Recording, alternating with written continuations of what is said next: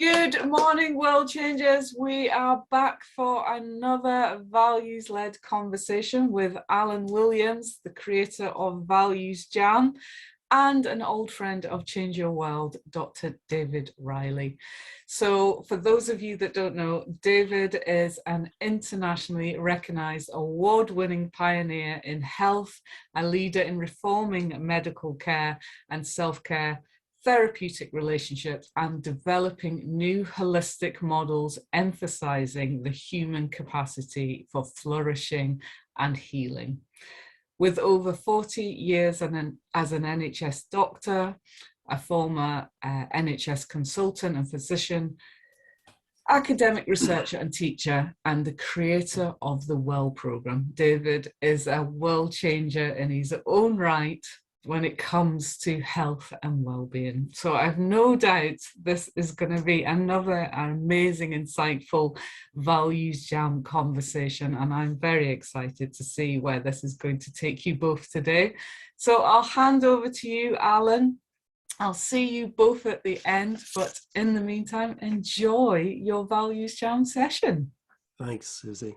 Thank you, Susie, and hi, David. Hi, Alan. I have to say, your history and lifetime in the NHS humbles me, because for me, the NHS is the most valuable brand, certainly in this country and perhaps in the world, in terms of the value that it adds in society. All power and kudos to you. Thank you. Thank you. Now, Values Jam today, this is what we're going to play. So here is the card deck, and what is inside is a bit of an instruction leaflet, which we won't go into. And then in the card deck itself, there are 60 cards with values words on one side and a series of questions on the other side. And actually 59 of the cards have a values word, and the 60th is a joker card.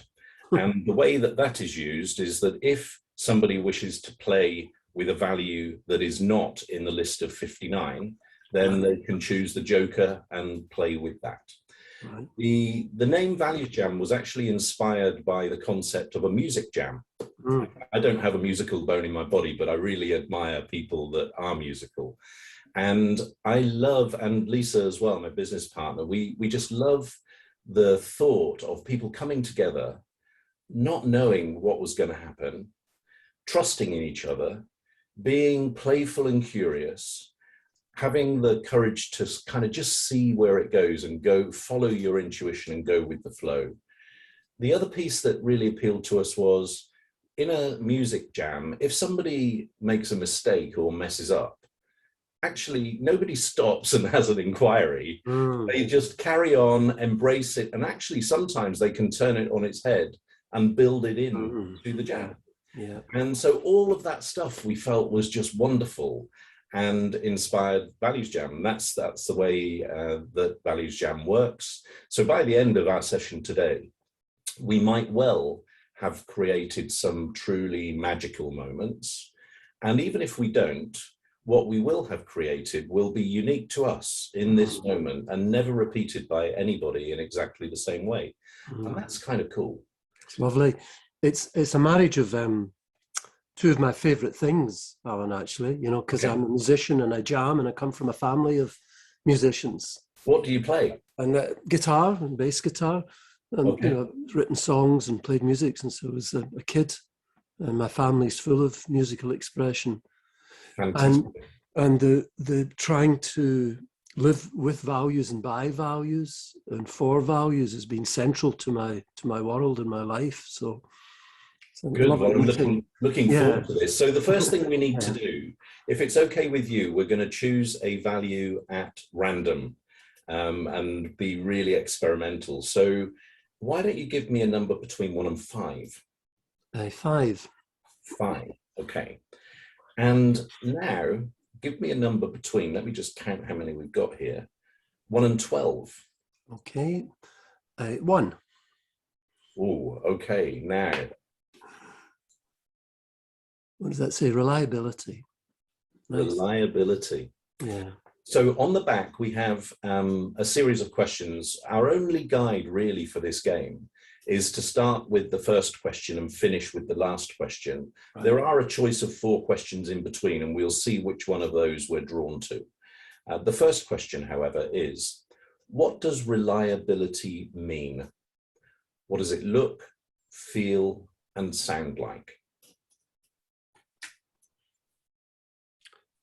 I think reliability can be not a value, actually, at times. I think it can be an unkind demand on ourselves and other people. And so I'm cautious with the concept, I would say. If there's one thing I trust people to do, it's to behave like human beings. And for sure, we are unreliable. This is one of our givens. Yeah. In a sense of our everyday humanity.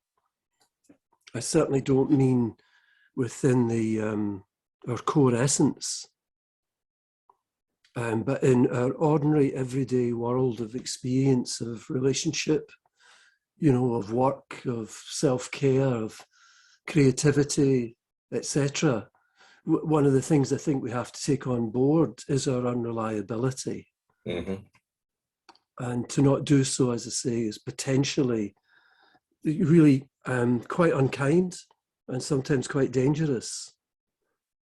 And moving on to the metaphors, what does reliability look, feel, and sound like to you? Well, I think I'm describing it. Reliability can be a shadow where I expect of you what I may not most often be capable of giving. A level of consistency, you're supposed to love me unconditionally, you're supposed to honor this agreement, etc. So I can hear around it a lot of dispute, a lot of projected disappointment, of anger, of accusation. Interesting. It is. And I'm just thinking, I'm going to sound like a wild optimist compared to you. Yeah, well, go ahead. I mean, let's, so, I'm enjoying kicking off from this place. Yeah, absolutely. And later I will thoroughly argue against it, And you've made me realize, actually, that perhaps my perspective of reliability is quite shallow compared to yours, because you've clearly thought about it very deeply. And my perspective is kind of, I'm beginning to feel a bit inadequate, actually, because my perspective is quite wafer thin, it feels like now. So what comes to my mind is, what's going to happen. You can, if somebody says, I'm going to do something, they do it.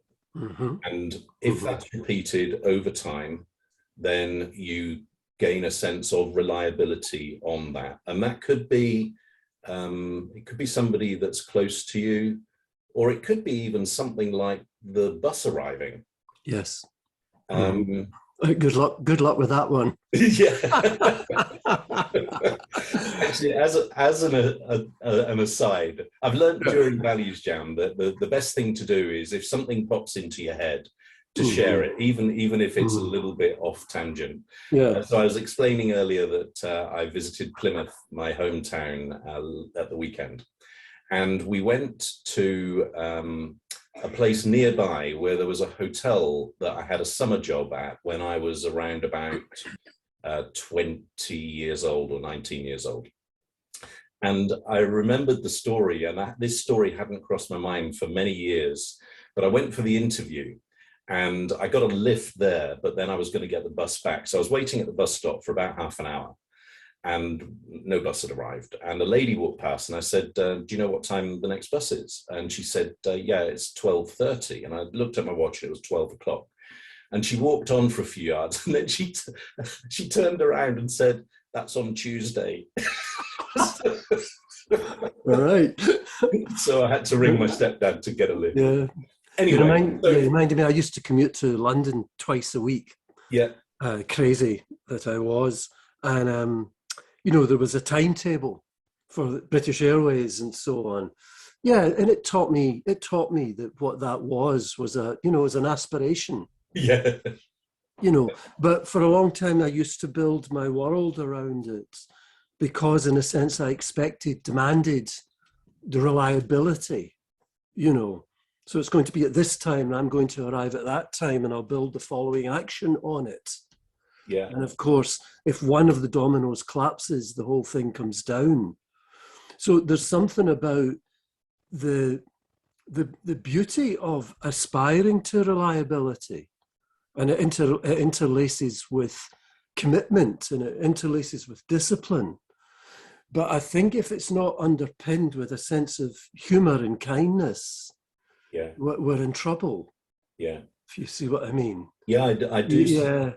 And for me, I think you've summed it up really well there, because I really love reliability, actually. I like that sense of warmth and security that it provides you with. Yes. As long as, and this is going to be a contradiction now, as long as you don't rely on it. Yes, exactly. So yeah. I love the thought of knowing that the bus is going to be here at 10 past. Yeah. But if it doesn't, I'm going to deal with that and do something different. One of my core values is adaptability, and I thrive on things not happening the way they were supposed to. Yes. Because it gives me an opportunity to show that I can find another way. Lovely. I regard it as some sort of a challenge in a strange sort of way. One of my wee mantras is, so that's the way of it. Right. You know, so the bus doesn't arrive. So that's the way of it. Yeah. You know, as opposed to the mind which rallies into rage at the unreliability of the world. Yeah. Yeah. And I think for me then, reliability as a quality, as a value, the interface of it eventually has to become with oneself. You know, can we notice our own lack of reliability and stop our rage, you know, at others? Can we examine it and wonder about it? You know, what's it trying to teach us about the nature of being a human being? How do we dance with it? How do we engage with it? You know. Yeah, so it's not an absolute, is it? And yet it's so often framed in that way. Just to explain, David, this happens a lot during ValuesJam games where, I don't know whether it's going to happen to you today, but this has just happened to me, where something enters your mind that you haven't considered for many years. And this one, it's a story from the Underground in London, and I was waiting for a tube early in the morning, before 7 o'clock, and this guy came around the corner, looked at the the display, the time display, and it said next train 2 minutes, and he looked at it, and Susie, I apologize for the language, but I'm quoting here, so I think that's okay, and he said, "Fucking hell," and he was in an absolute rage. And I remember thinking, oh my goodness, this guy's had a really bad start to the day. You know, if 2 minutes is that important, wonder what it's all about. And that's quite, I don't know his personal circumstances, so it might have been something that it was justified. But I remember thinking that's quite sad that somebody gets so uptight about that situation. And reliability, it can con us, I think. Because like you said right at the beginning, it's cloaked in shadows. And so if you just believe it blindly, there's a big risk that you're going to be very upset. But then there's a certainty you're going to be upset. Yeah, so let me ask you this. What about this question though? Because if you start to accept that reliability can't or shouldn't or might not be delivered, does that reduce the motivation or importance that people attach to it? And are they therefore less likely to deliver when they say they're going to do something? I think that's an important question, and it's one that's almost built into the egoic structure of mind. You know, something like, you know, if I don't whip myself, if I, you know, if I'm not fearful, if I'm not driven, then I'll just become this demotivated, you know, ineffective, useless to others and myself, sitting in the corner. I think that's mind. And I think that's often a source of an internal dictatorship. And I think that we can, how can I put it? If you take a healthy puppy, say, or a healthy child, you'll notice that it has certain characteristics. It naturally is playful, is affectionate, is curious, is engaged, is learning. Not because it should be, and not because it set these as values. You see what I'm saying? That it is an inherent flow of the movement of life itself. Mm-hmm. Whereas mind is often, I think, like a person sitting at the front on the upper deck of a double-decker bus, thinking that it's in charge. Yeah, you know, and I must have my values, and what if I don't, and what if I don't? So, and I realize in what I'm saying, it needs a synthesis. It needs a synthesis of what might look like opposites. But when the flow is coming and a love of life is expressing itself, and our creativity is expressing itself, and our kindness is expressing itself, I think out of that comes natural expressions like discipline or reliability. You know, but even then we won't make it, and we'll notice we've not made it. And, you know, there's a self-correcting process, a creative process underpinning it. But do you see what I mean? It's if we shout at the puppy, you know, unless you're more reliable, you know, you're never going to be any use to yourself or anybody else. That's what we do. Yeah. I think. Yeah. That's fascinating. Let me ask you about something then. So I use an approach called 31 practices, which is all about how do you translate your values into practical day-to-day behavior. Mm-hmm.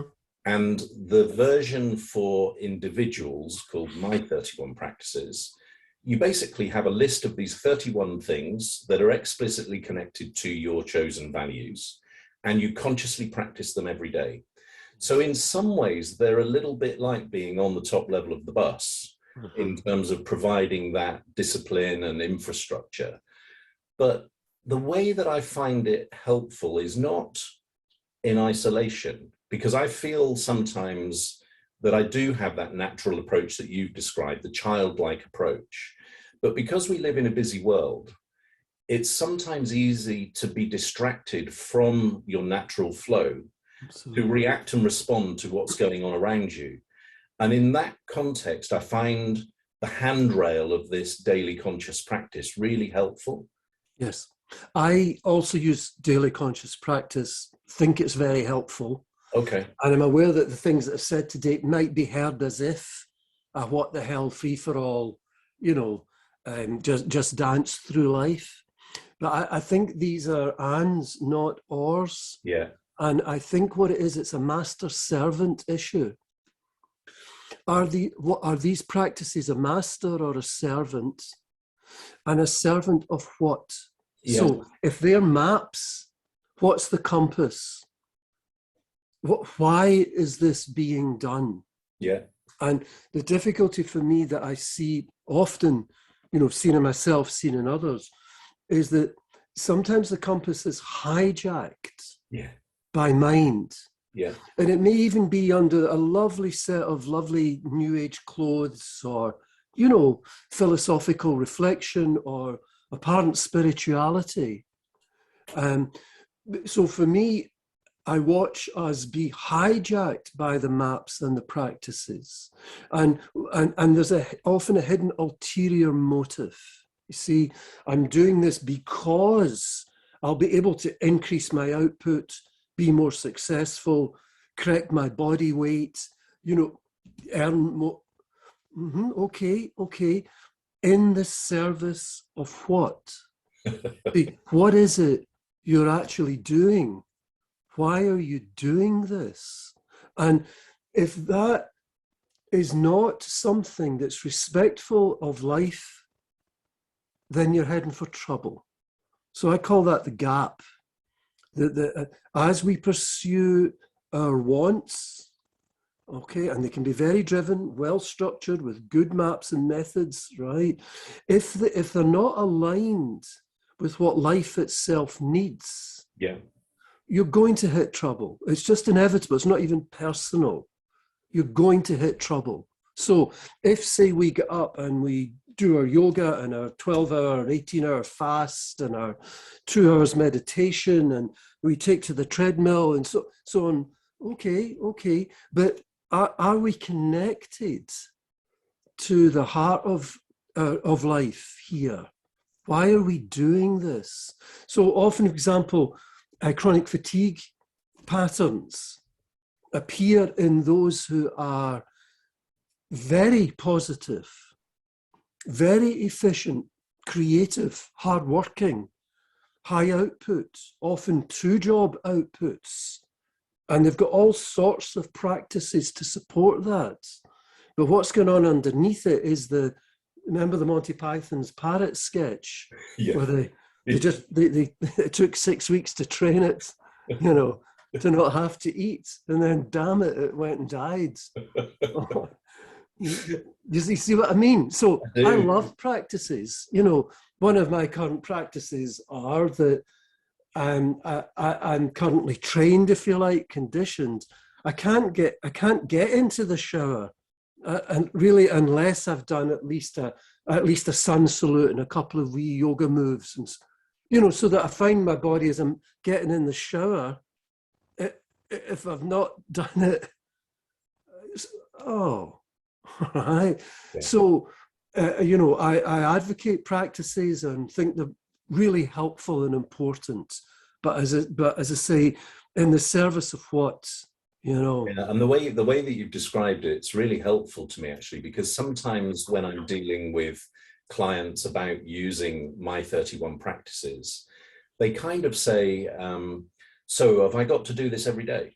And it's like, well, that's up to you at the end of the day. Yeah. Because it has to be yours rather than, and I think you talked about who's in control here. And my 31 practices should never be in control, right? But it is there to support you and to help you. And similarly, if somebody's not managed to perform their practice on the day, I think the key thing is to be curious about why not.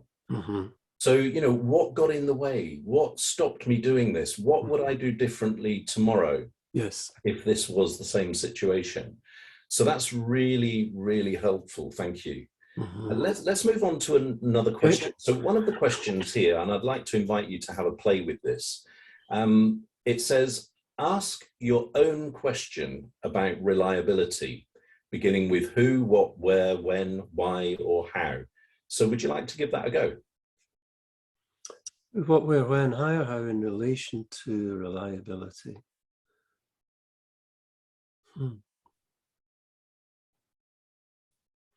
How did it grow to become an instrument of dictation? That would be my question.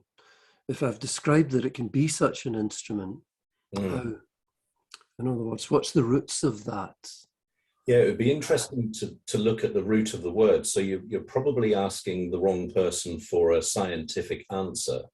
I can give you an indication though, because I'm thinking of the word discipline, which isn't too far away. And I do know that the root of the word discipline is the Latin disciplinare, which actually means to teach. Yes, exactly. And yet we don't think of the word discipline in most settings as anything to do with teaching. We think of it to do with correction. Yes. And so I'm wondering whether something similar has happened to the word reliability, but I don't know. Well, if we just use the metaphors, If anything's hijacked by head, by mind, and becomes divorced from heart, you've got trouble. So I find one of the deepest useful roots for me is to invoke our core nurture response. So often we wouldn't dream of treating a child or a vulnerable life form the way we treat ourselves. Mm-hmm. So it's just an interesting observation. We wouldn't do it. So that what we do that differs from that has come adrift in some way. So I would want to nurture in my child an awareness of reliability, of attempting to honor commitments to yourself and to others. But if I turn it into, look at you do understand that, this lack of reliability is absurd, it's ridiculous, you're showing a weakness, you're never going to get anywhere in life. I'm going to show you how to do it. Something's happened. Yeah. Something's corrupted the situation from the beauty of discipline and reliability and an aspiration towards it and what it feels like and what it can do for you within a context of nurture. So that how does it come to be an instrument of dictatorship would take me back to that point of cleavage, of separation from heart and from kindness. So it's almost like maybe there are foundational realities on which we build secondary structures. But like we were both agreeing, let the 31 methods or let reliability be a servant, never the master. Yeah. So all that we do reflects the design of us, including the biological design of our mind and the structure and emergence of mind. And we know that mind, ego, egoic, virtual world, it always wants what it wants. And, it always wants more of what it wants. It's a characteristic of it. It's always then becomes discontent. It's always right.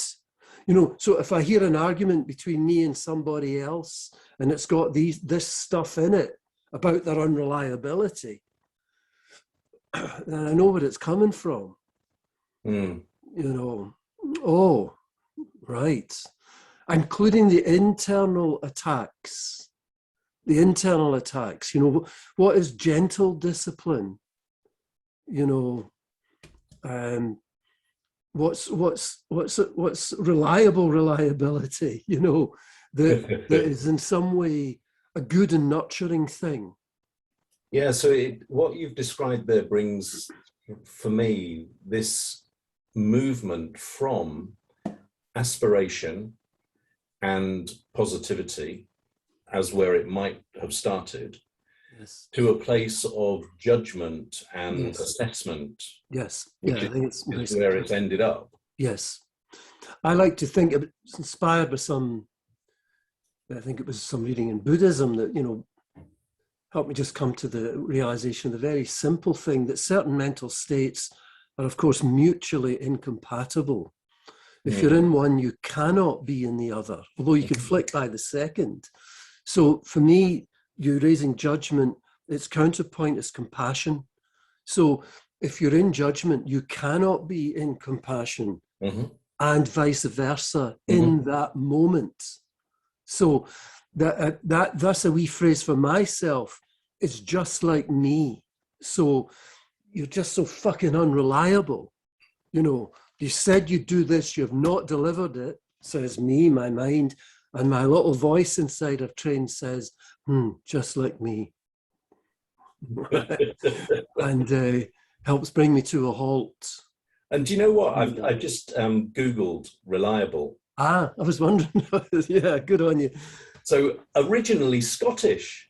No. Yes. Yeah. So 1560s Rally-a-Bill that may be relied on, fit to be depended on, trustworthy, originally Scottish, and not common before 1850, blah, blah. Reliable expresses what cannot be expressed by any other one word. Moreover, it conveys an idea of constant occurrence. He who would be exact has indeed no alternative if he avoids it, except a periphrasis. That's Fitz-Edward Hall on English adjectives. That's beautiful. I like that, because what it stimulates for me is my reliable friends that I do rely on. And by that, not speaking about people, it's again a wee aphorism for me that I in the well course I call it newsflash number 1, which is that it's normal to get stressed, to suffer, to get sick, to age, and to die. It's normal. Yeah. No one's playing a trick on you. It's not that it's not supposed to be occurring. It will be occurring. You can rely on it. These are my reliable friends, I would say. That's brilliant. And you've reminded me of, so my, I don't know how I should refer to her actually. So she was my ex-mother-in-law, I guess, if that, your ex-wife's mother. So she passed a couple of years ago, and it was at this time of the year. And my eldest daughter is starting to write both fiction and poetry. And she wrote a beautiful story comparing the changing of the seasons with our lives. And, you know, very crudely, spring being our birth and autumn being our passing, and related it to, we called her Bar. And it was really beautiful because on the one hand, it expressed sadness, but on the other, it was saying, this is nothing to be surprised about. This is what happens. Yes. And in that way, it became less sad and more beautiful, actually, because you're able to appreciate it for what it was. Yes, exactly. That's lovely. Exactly. So much of our suffering, isn't it, is caused by, spoken or unspoken, this shouldn't be happening. You know, this shouldn't be happening to me. I shouldn't be like this, etc. Yes, I should. Why? I'm human. You know, now I aspire with my heart and my soul to wholeness and to love and to kindness, of course. And but I'm going to fall all the time. I'm just going to keep falling. Yeah. And if I can't come to a kindly acceptance and relationship with that, with me, I'll never do it with other people. Yeah, that's back to the dictatorship. You know, so I think often this dictatorship to others and the attack on others is actually a mirror of the attack inside, the non-acceptance inside, the shame, the embarrassment, the disappointment, etc. of, you know, because I'm not what I should be. And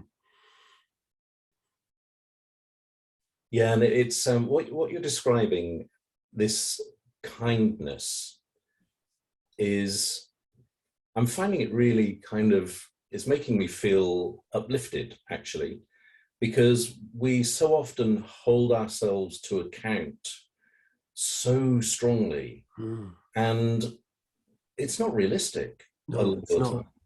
And the other thing that it strikes me that it actually encourages is a kind of pretense for some people. Yes. So where I'm going with this is that what you've just described really makes me think about the work that I do is a lot around values, right? And yet sometimes I feel a bit of an imposter because I'm talking about, you know, living your values, but I'm actually in a position of privilege where I'm able to do that in a very concentrated and focused way. But I remember seeing a program organized by the Roundtree Foundation talking about people that were falling into the poverty trap. And they interviewed a I can't remember if he was a priest or a vicar in Burnley, and they delivered food to homes that couldn't afford to buy their own food. And this guy was explaining when we arrive at the homes, sometimes the children are ripping open the carrier bags to get to the food. And I was, really saddened by this. And we had a UK Values Alliance meeting, and I just mentioned this to the group, small group. And somebody said, "Oh, do you think they might like a values program?" And I was like, they just want food in their stomach. They don't give a toss about a value program. And so sometimes I think that when we're in a privileged position, it's kind of easy for us to talk about giving values. Whereas when you're in that position of hardship, it's a lot tougher to even think beyond your next meal. I think so important what you're saying, Alan. All the way to pontification, as it were, and it's so difficult if it is wrapped up in the clothes of, positive people making positive changes, etc. It caused me decades ago, because I was part of the exploration of looking at, for example, complementary therapies. I did research there, and but I noticed it caused me to coin the phrase people being more holistic than thou. I noticed an exact king's new clothes in this new community, as I was critiquing it in the conventional medical community, of arrogance, of superiority, but often in soft language. So pontification is everywhere. And what you're saying is, it just cuts through, And the other, and this is, I'm starting to sound like a really kind of bitter, skeptical old man now, but the other point that comes to mind is that in this space, so our first book on values was published in 2013. And I've noticed since then, and obviously values has become a hot topic, and there are loads of people positioning themselves as values experts and, values this and values that. And anybody who wants to achieve something seems to use the values word to support their case. It's because of these values. But actually, very few people are able to say, it's because this value is important to me, and this value means this. That's why I'm doing this. It's become this kind of comfort blanket. And I feel really put out by that, actually, that it seems that people are being almost conned by, and you've used the emperor's new clothes phrase a number of times this morning, and I do feel that there is quite a lot of that going on, actually.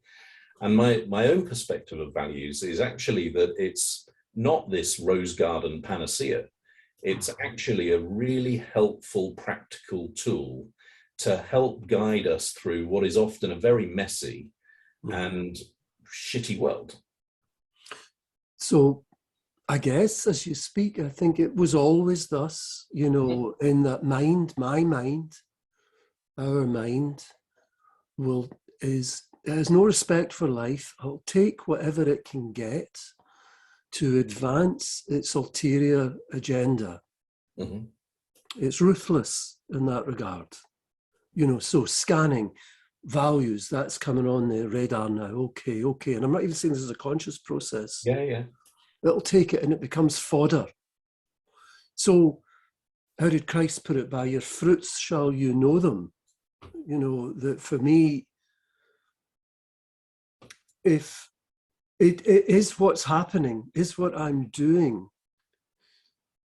making my heart softer. That's a wee bit of a criteria, if you know what I mean. And if using values as a term, fine, a metaphor, a vehicle, is doing that and achieving, good. What's there to question? But yes, it's a lifelong journey to be alert and aware for this fresh seduction now. And I watched this, at the time I was seconded to government, and it would be every year, less than a year, out would come the most recent jargon term, then the programme, then the reports, then the pamphlets, the leaflets, then the website, then the rollouts, then the third sector or business communities. And meanwhile, Rome burns. Meanwhile, our children are falling into the pandemics of stress and obesity and diabetes, etc. So it's like, okay, where am I with this? That food bag, those kids entering these pandemics. Where am I with this? Or have I just created another wee empire, somewhere for myself? Yeah.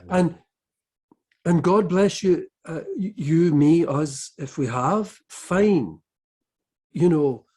Because what do you do but go off course, feel it, wake up to it, feel the suffering of that, and use it as the call to come back, if you see what I mean. So in my work, in your work, if at times it's become commodified or something, okay. What can I do, to just course correct? Yeah. Back. That prompts me to ask you, David, it's not so much to do specifically with reliability, but a question in my mind is, why do you do what you do? What drives you? Mm-hmm. Well, why does a plant grow? It has no choice, right?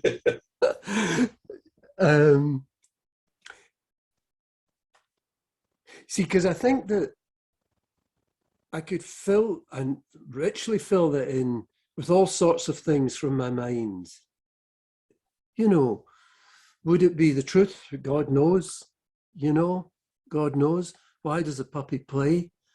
Why as a child, deep within the core of my being, did I sense and want to be part of healing? And I would probably say because it was nothing to do with me. And what I mean by that is,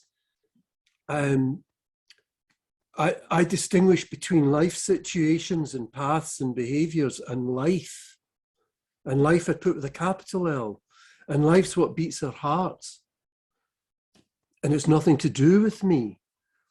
I didn't create my mind, my personality, my body. I didn't put my heart in my chest. I'm not the source of my aliveness. I'm not the source of my love. I'm not actually even the source of my joy or my happiness. These flow, and these are my gift. And so I find myself as that gift, as everyone is that gift.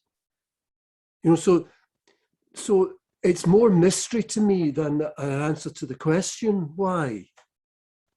Yeah, that's fascinating, because somebody asked me this question not so long ago, actually, a guy that I've been working with on my 31 practices. And he asked just that. He said, why do you do what you do? And I said to him, I honestly can't tell you. You're right, there you go. Yeah. I've no bloody idea. But I do love it. Yeah. Yeah. And I think I've recently revisited this with ValuesJam, actually. We were talking about what inspired us to do it, and I found myself referring to my core values. So my core values are enjoyment, adaptability, fairness, and a couple of others. Right. And I found myself just ticking the boxes as I was going through them. And it was like, so that I was relating my experience with ValuesJam to the core values, and finding that, this is enjoyable to work with this game. We've had to be very, very adaptable as we've grown the concept. we've had to be fair because we're in a partnership and we're dealing with service partners and we wanted it to be accessible to a lot of people. So I just found myself thinking through what we've been through since we started to create the game. And it really did tick all of those values boxes. And so that might be part of it, but it was actually not as conscious as that. Mm-hmm. Okay, now I'm just conscious of time. We're approaching 10 to the hour. The ValuesJam game always finishes with the same question. And so the final question that we're just going to explore is, what are you encouraged to do differently about reliability as a result of our conversation?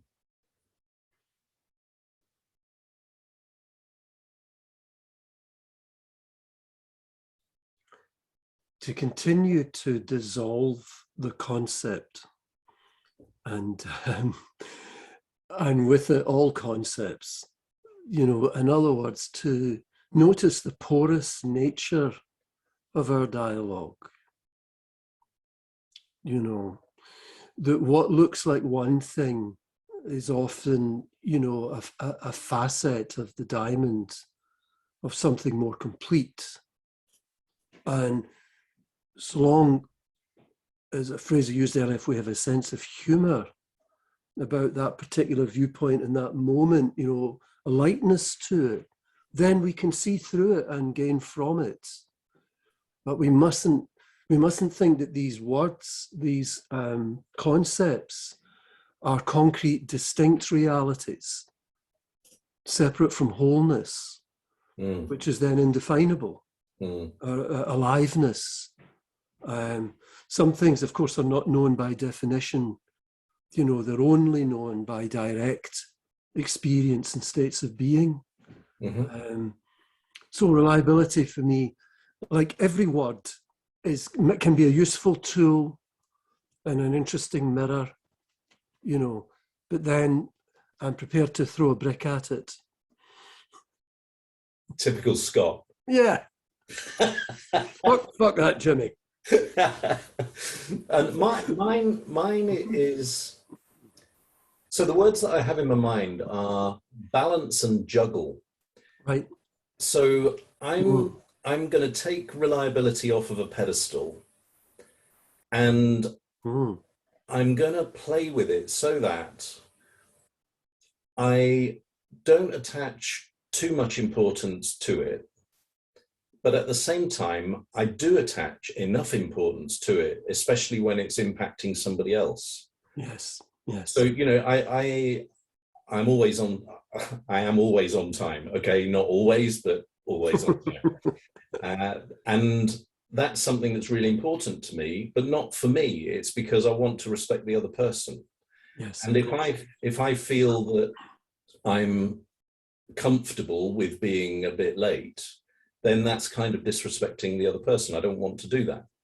But at the same time, if something happens that means that I just cannot be on time, after this conversation, I'm going to have much more confidence to be able to be comfortable with that and explain to the other person that I really did everything that I could to be on time because it's important to me. And this is what happened, which meant that it didn't work out this time. Can I add, as you speak, come back to the music jam, then on time is very important, you know, and reliability is an essential constructive ingredient that you work on and you bring discipline to and love of, so that it can be brought into the jam as a servant, as a scaffolding, as a useful tool. But it's to do what? To make music. Yes. You know, not the timing for the timing's sake. But a servant of it. Yeah. And then you lose your timing, as you said in the introduction. Yeah. Whoa, someone else follows you. And the next thing you know, this is jazz. Yeah. Right. You know, so that you've loved and studied your reliability. You've done your best. You bring it to you. You value it. It's a value. Yeah. And yet, It's not a dictator. What a brilliant way to finish. Thank you, David. And let's invite Susie back. Okay, and thank you, Alan. I really appreciate our meeting together. Thank you. Cheers. I loved this values jam. Honestly, I've literally written pages and pages of notes, and I'm just like, you know, the takeaways for me, just, you know, it's funny because when we look at values, we often immediately think of the positive and what's the glory of a value. And, you know, to hear actually the shadow of a value and the pressure that value can put on you. And just my own realization of, you know, I do consider myself as somebody reliable, and I am there for other people, and I will put myself there for other people, but am I being reliable to myself? I'm letting myself down, and the pressure that I put on myself and seeing when I make judgments of others, it's a judgment of myself. You know, I was just like, oh, I can't be in judgment. I can't be compassionate when I'm being in judgment. I was like, you guys are going to have me in tears here. So, yeah, a lot of deep reflection to take away there. Hugely insightful conversation. So thank you, David. Thank you, Alan. Absolutely loved it. And that's what it's about. It's very much over to the world changers now for them to reflect on this conversation. You know, what does reliability mean to you? And if you're anything like me, it will mean something completely different than when at the start of this conversation. So I think what we can rely on is that transport life is just absolutely never going to be certain and as we plan, and to be a bit more flexible and have a sense of humor. I always say that with personal development, you have to have a sense of humor when you're going on a self-discovery journey, because yeah, it is, you've got to laugh with the craziness that's of the actions and habits and routines and rituals that we do. So reflect on this question, put this into your journals, you know, really dive deep into this. What does reliability mean for you? What does it sound like, look like, feel like? And what are you going to do differently as a result of what you discover when you write in your journals and what you've heard in this conversation? So for me, I very much resonated with what you said, David, and right at the beginning I wrote, this is what I'm going to do, is very much look for the opposite, you know, in a situation, and go, okay, what else can this situation mean, and what does it mean when I take it back in? What's the mirror in this situation? So yes, but I'll do it in a sense of humor kind of way, rather than judging, beating myself up. I'll do it with compassion and gentleness, and that's what it's all about. So thank you once again. I did not expect reliability to go that way, so it was a fascinating insight. So thank you. Me neither. Thanks. Thank you. I hope we meet again, Alan. Okay. Me too, David. Thank you so much. Bye, Susie. Bye, everyone. Love you all. Take care.